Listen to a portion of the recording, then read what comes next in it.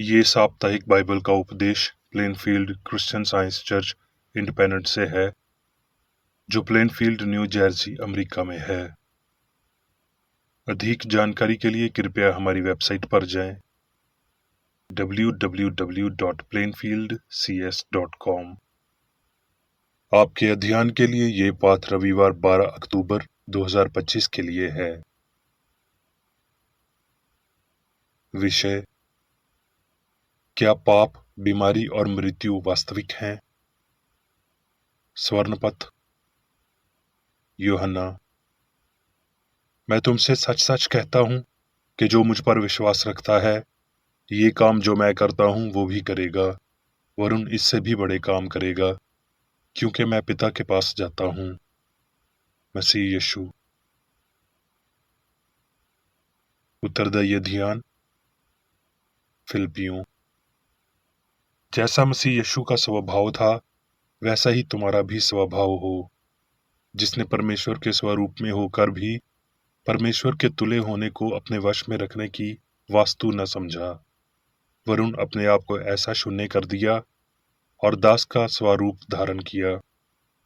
मेरे प्यारो, जिस प्रकार से तुम सदा से आज्ञा मानते आए हो, वैसे ही अब भी न केवल मेरे साथ रहते हुए, पर विशेष करके अब मेरे दूर होने पर भी डरते और कांपते हुए अपने अपने उद्धार का कार्य पूरा करते जाओ, क्योंकि परमेश्वर ही है जिसने अपनी स्वेच्छा निमित्त तुम्हारे मन में इच्छा और काम दोनों बातों के करने का प्रभाव डाला है।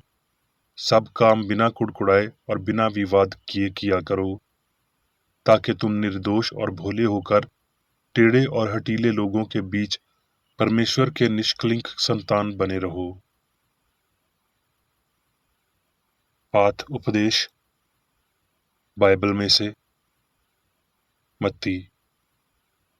और यीशु सब नगरों और गांवों में फिरता रहा और उनकी सभाओं में उपदेश करता और राज्य का सुसमाचार प्रचार करता और हर प्रकार की बीमारी और दुर्बलता को दूर करता रहा। मत्ती। फिर उसने अपने 12 चेलों को पास बुलाकर उन्हें अशुद्ध आत्माओं पर अधिकार दिया कि उन्हें निकालें और सब प्रकार की बीमारियों और सब प्रकार की दुर्बलताओं को दूर करें। इन 12 को यीशु ने ये आज्ञा देकर भेजा: बीमारों को ठीक करो, मरे हुओं को जिलाओ, कोढ़ियों को शुद्ध करो, दुष्ट आत्माओं को निकालो। तुमने सेंतामंत पाया है, सेंतामंत दो। लूका। फिर यीशु आत्मा की सामर्थ से भरा हुआ गलील को लौटा और उसकी चर्चा आसपास के सारे देश में फैल गई। फिर वो गलील के कुफरनहूम नगर में गया और सब्बत के दिन लोगों को उपदेश दे रहा था। वो उसके उपदेश से चकित हो गए, क्योंकि उसका वचन अधिकार सहित था। आराधनालय में एक मनुष्य था जिसमें अशुद्ध आत्मा थी। वो ऊंचे शब्द से चिल्ला उठा, हे यीशु नासरी, हमें तुझसे क्या काम? क्या तू हमें नाश करने आया है? मैं तुझे जानता हूं तू कौन है। तू परमेश्वर का पवित्र जन है। यीशु ने उसे डांटकर कहा, चुप रह और उसमें से निकल जा। तब दुष्ट आत्मा उसे बीच में पटक कर बिना हानि पहुंचाए उसमें से निकल गई। इस पर सबको अचंभा हुआ और वो आपस में बातें करके कहने लगे, ये कैसा वचन है कि वो अधिकार और सामर्थ्य के साथ अशुद्ध आत्माओं को आज्ञा देता है और वो निकल जाती हैं। सो चारों ओर हर जगह उसकी धूम मच गई। वो आराधनालय में से उठकर शमौन के घर में गया और शमौन की सास को तप चढ़ा हुआ था और उन्होंने उसके लिए उससे विनती की। उसने उसके निकट खड़े होकर तप को डांटा और वो उस पर से उतर गया और वो तुरंत उठकर उनकी सेवा टहल करने लगी। लूका। जब वो किसी नगर में था तो देखो वहां कोढ़ से भरा हुआ एक मनुष्य था, और वो यीशु को देखकर मुंह के बल गिरा और विनती की कि हे प्रभु, यदि तू चाहे तो मुझे शुद्ध कर सकता है।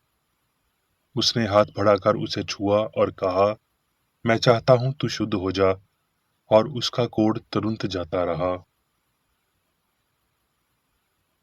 लूका। वो यरू में प्रवेश करके जा रहा था और देखो, जकई नाम एक मनुष्य था जो चुंगी लेने वालों का सरदार और धानी था। वो यीशु को देखना चाहता था कि वो कौन सा है, परंतु भीड़ के कारण देख ना सकता था क्योंकि वो नाटा था। तब उसको देखने के लिए वो आगे दौड़कर एक गुल्लर के पेड़ पर चढ़ गया, क्योंकि वो उसी मार्ग से जाने वाला था। जब यीशु उस जगह पहुंचा तो ऊपर दृष्टि करके उससे कहा, हे जकई, झट उतर आ, क्योंकि आज मुझे तेरे घर में रहना अवश्य है। वो तुरंत उतरकर आनंद से उसे अपने घर ले गया। ये देखकर सब लोग कुड़कुड़ाकर कहने लगे, वो तो एक पापी मनुष्य के यहाँ जा उतरा है। जकई ने खड़े होकर प्रभु से कहा, हे प्रभु, देख, मैं अपनी आधी संपत्ति कंगालों को देता हूँ, और यदि किसी का कुछ भी अन्याय करके ले लिया है तो उसे चौगुना फेर देता हूँ। सो यीशु ने उससे कहा, आज इस घर में उद्धार आया है, इसलिए कि ये भी इब्राहिम का पुत्र है, क्योंकि मनुष्य का पुत्र खोए हुओं को ढूंढने और उनका उद्धार करने आया है। लूका।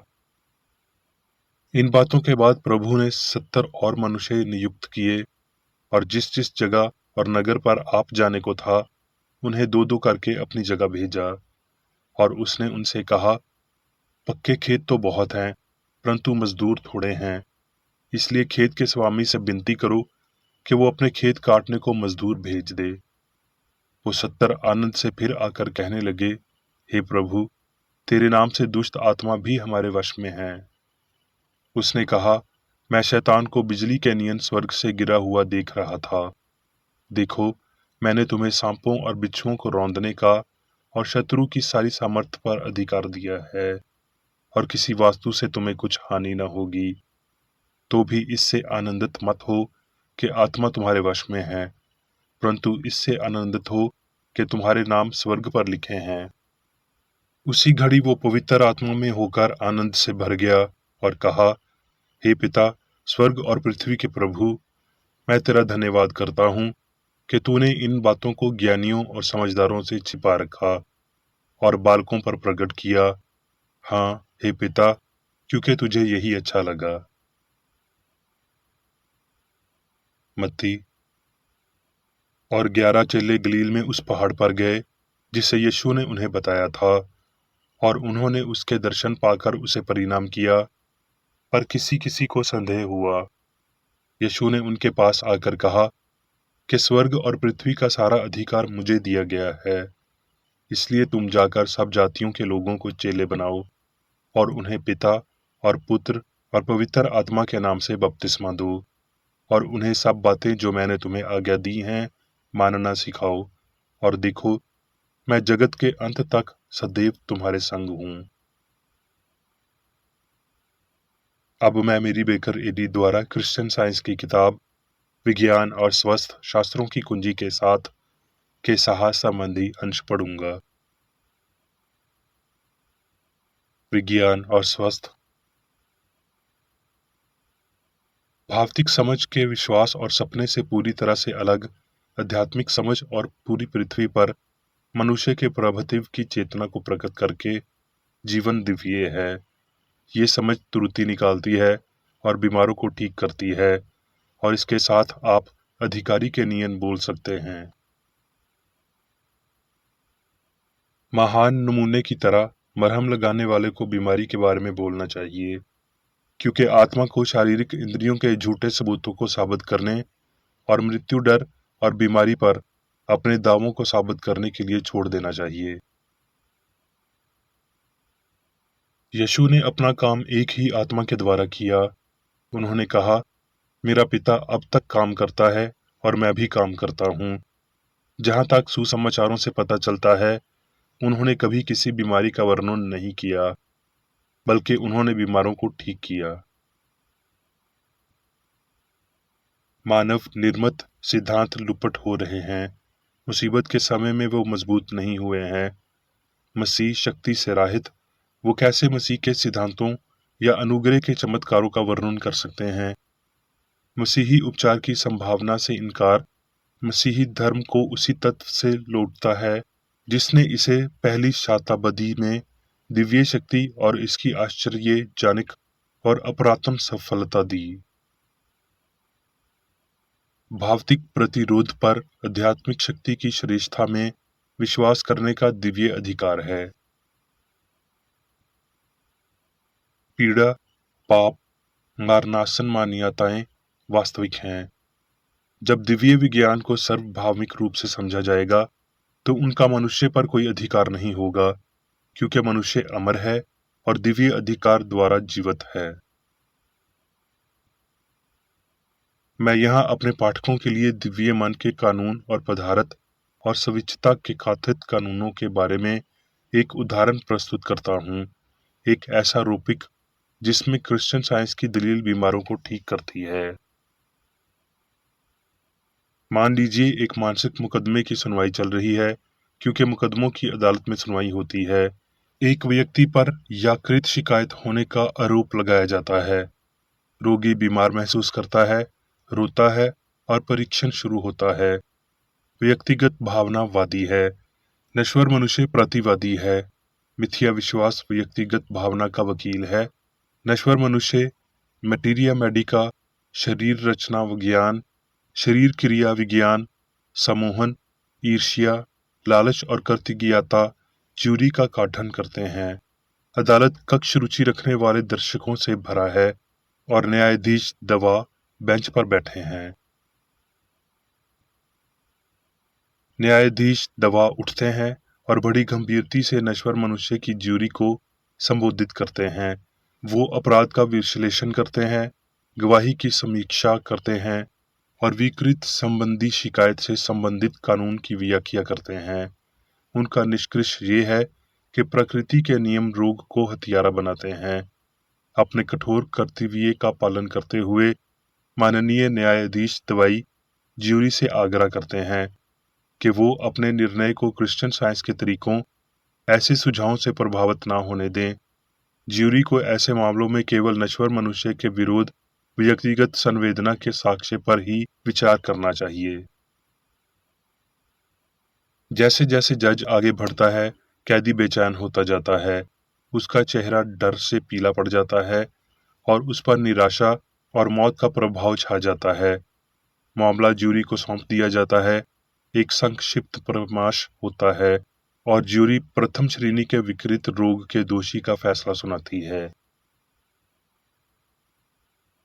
दिव्य प्रेम के पंखों पर तेजी से एक घोषणा आती है, निष्पादन बंद करो, कैदी दोषी नहीं है। जेल का कमरा विस्तृतता से भर जाता है। कुछ कहते हैं ये कानून और न्याय के विपरीत है।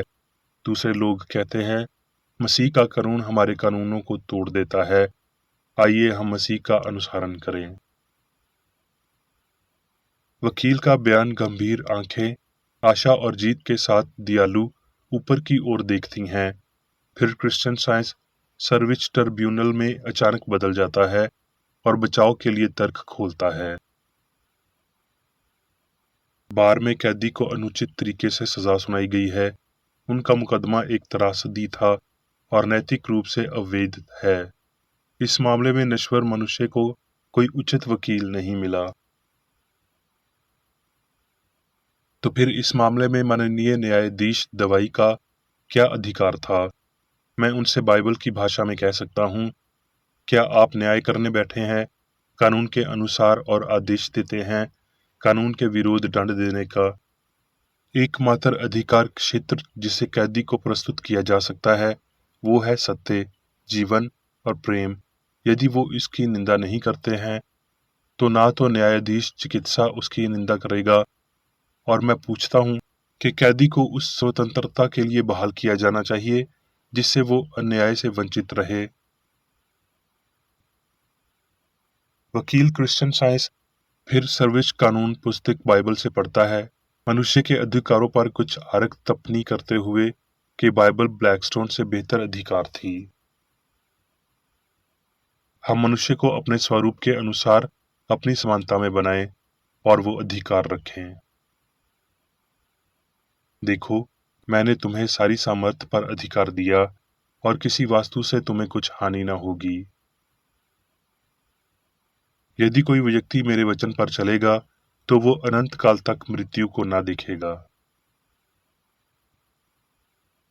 यहाँ बचाव पक्ष के वकील ने अपना भाषण समाप्त किया और सर्वोच्च न्यायालय के मुख्य न्यायाधीश एक सौम्य और मौजूद उपस्थिति के साथ सभी कानूनों और सबूतों को समझाने के लिए उनकी कानून पुस्तक बाइबल से समझाया गया है कि कोई भी तथाकथित कानून जो कि असाध्य लेकिन पाप को दंडित करने का कार्य करता है, अशाकित और शून्य है।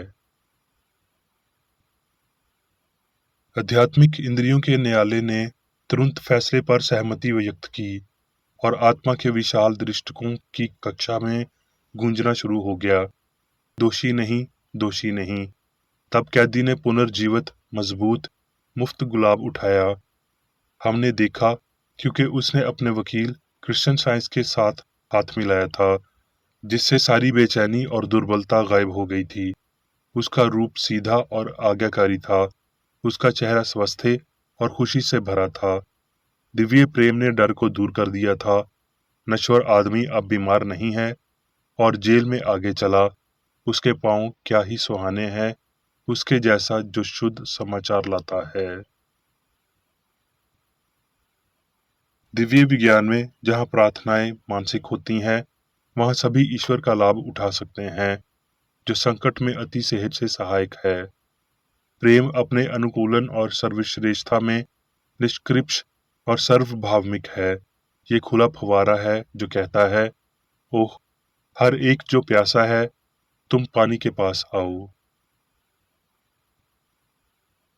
अब मैं मेरी बेकर एडी द्वारा चर्च मैनुअल में दिए गए 3 दैनिक कर्तव्यों को पढ़ूंगा।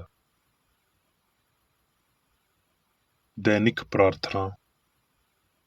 प्रत्येक दिन प्रार्थना करने के लिए इस चर्च के प्रत्येक सदस्य का कर्तव्य होगा, तुम्हारा राज्य आए, ईश्वरी सत्य, जीवन और प्रेम के शासन को मुझ में स्थापित कर और मुझ पर शासन कर, और तेरा वचन सभी मनुष्यों के स्नेह को समृद्ध कर सकता है और उन पर शासन कर।